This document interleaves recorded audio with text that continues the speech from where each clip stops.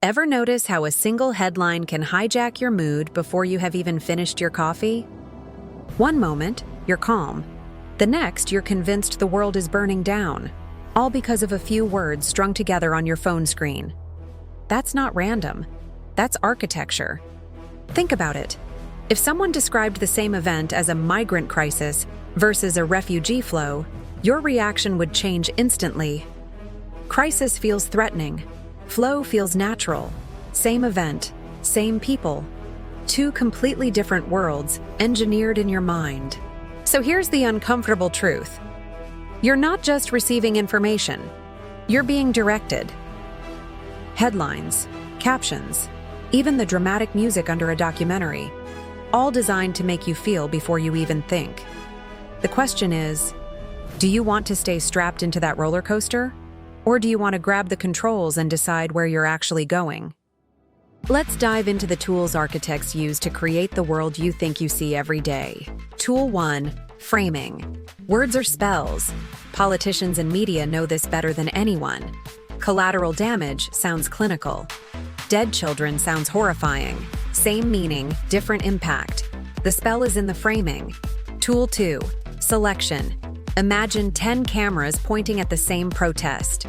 One zooms in on the angry shoving, another lingers on a peaceful sign.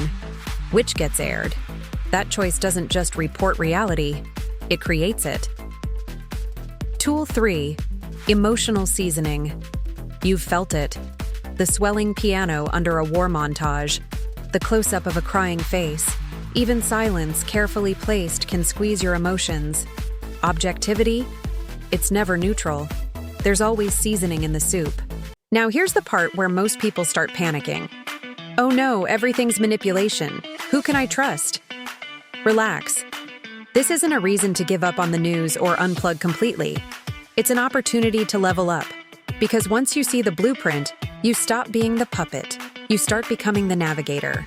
And let's be honest, driving is way more fun than being taken for a ride. So, how do you actually become a narrative navigator? Step 1. Question the architect. Every headline has fingerprints. Ask, who benefits if I believe this? What's not being said? Step 2. Cross-reference like a detective. Truth is like a sculpture. You don't see the shape if you only stare from one angle. Read across countries, across ideologies, across platforms. Contradictions aren't chaos. They're clues. Step 3. Spotting bias, including your own. This one stings. If a headline makes you feel morally superior, outraged, or perfectly validated, double-check. It might be pulling on your pre-existing bias. Step 4. Diversify your information diet. You wouldn't eat fast food 3 times a day, every day. So why binge the same outlet, the same TikTok feed, the same voices? Variety isn't just healthy, it's protection against narrative capture. Step 5. Decode instead of consume. Don't just ask, what does this mean? Ask, how was this meaning made? The headline, the visuals, the soundtrack, they all collaborated to steer you.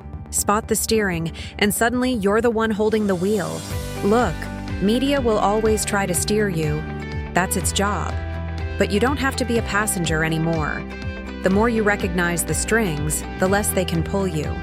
Headlines lose their hypnotic power. Sound bites stop being gospel. Viral clips stop being spells. Instead of consuming blindly, you'll decode deliberately. You'll see not just what is being said, but how it's being engineered. And when you reach that point, you've reclaimed your perspective. You've become a navigator, not a puppet. And in a world of manufactured realities, that's the most radical freedom you can claim. Reclaim the story. Navigate the narrative.